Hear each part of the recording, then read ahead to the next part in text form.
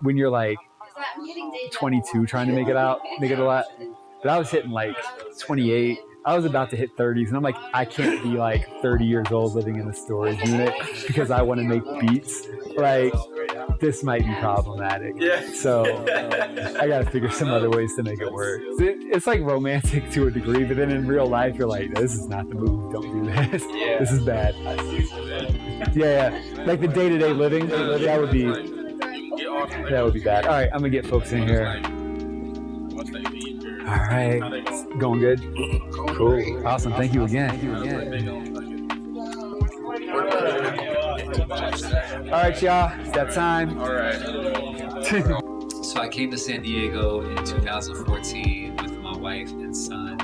At the time, I had a friend from Ohio who had moved out here a couple years prior named Bernie.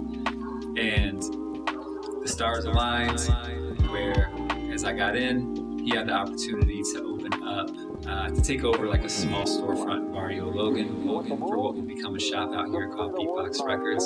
So I helped him kind of run Beatbox Records, or, you know, the day-to-day operations of Beatbox Records for about the first 6 years.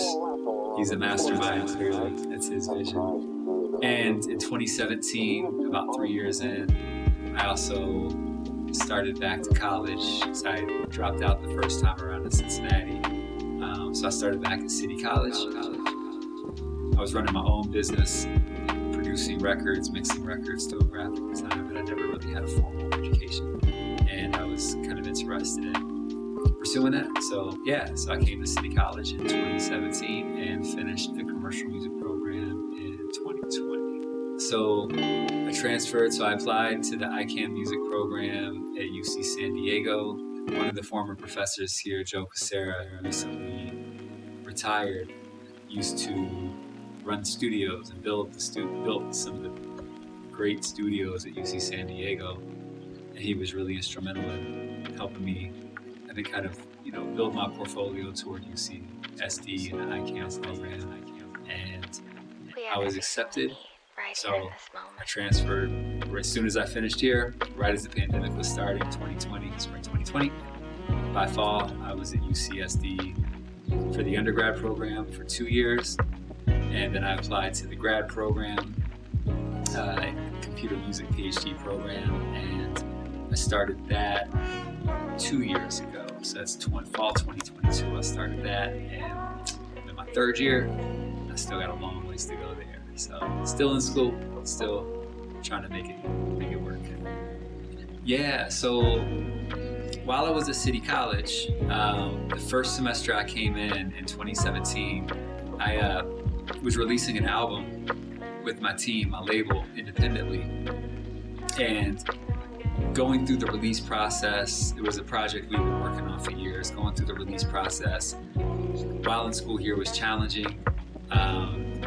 But I was talking to our department chair here, Bob Coughlin, about this independent release process. And he's like, man, no one really talks about that in the academic space so much. You should, think about maybe building a workshop on that. So kind of chopping it up with him. I'd already been doing some speaking at high schools and stuff, but nothing really too formal.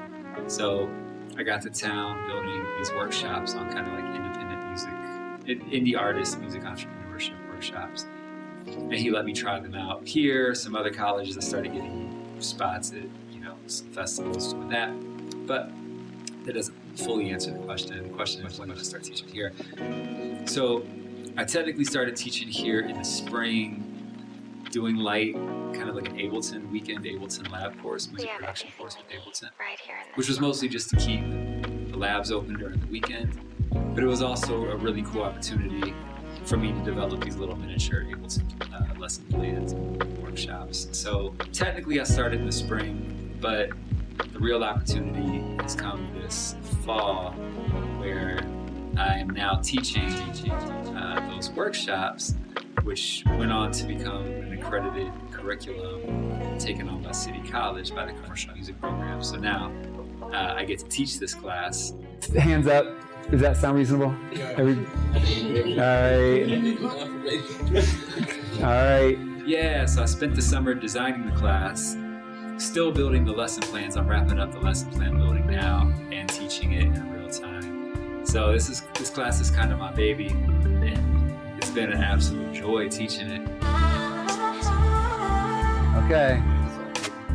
All right. This is our class contract moving forward. So head for a break.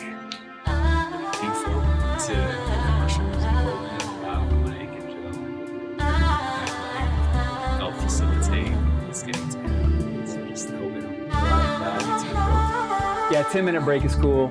The live performance aspect of this, with myself and a collaborator, I think Big Red, we both, he's an incredible music producer and performer as well, and DJ, so sometimes we're both on sound.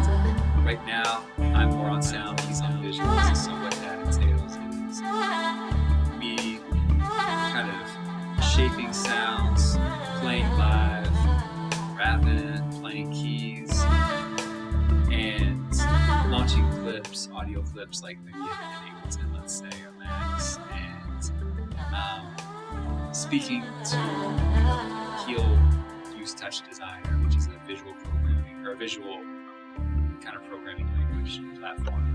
We'll just kind of use our programs to talk to each other and create these kind of real-time audio visual worlds. So, for instance, the first performance we ever built involved this like 16-foot circle of lights with 24 lights on it, and we mapped each light to a note across 2 octaves on the piano. So when I'm playing piano keys, that particular light is lighting up based on how hard I strike that key. So if I'm playing chords, you might see 6 or 7 lights pop up. The idea is just to try and recreate. Synesthesia is really subjective. Everyone has their own interpretations. Everyone has their own interpretations. So trying to recreate kind of what a synesthetic experience might feel like.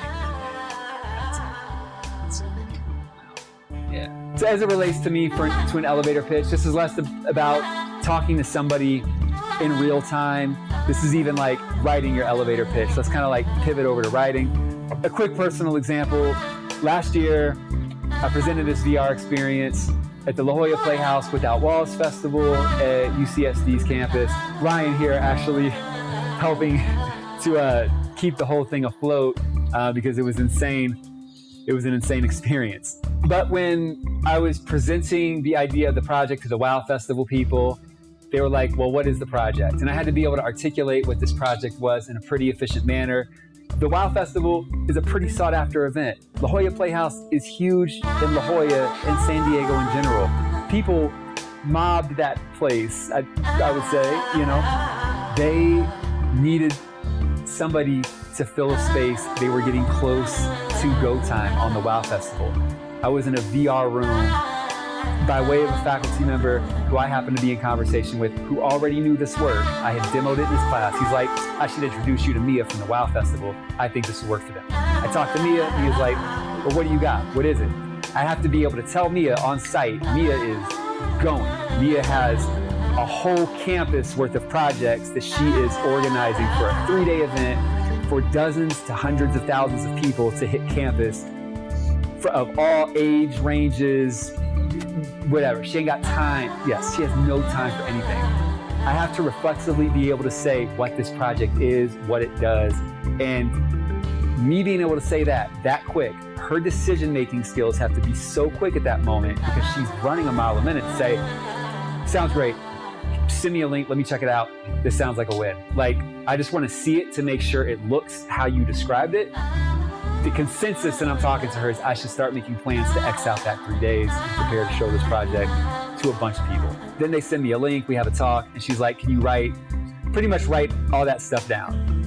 What is this project? And it's kind of interesting. So I took my little elevator pitch, the thing that they put on the website to tell patrons coming to the WOW Festival, as all the dozens of thousands of people who are showing up, they're all going to wowfestival.com. They're looking at all the presentations, projects, performances.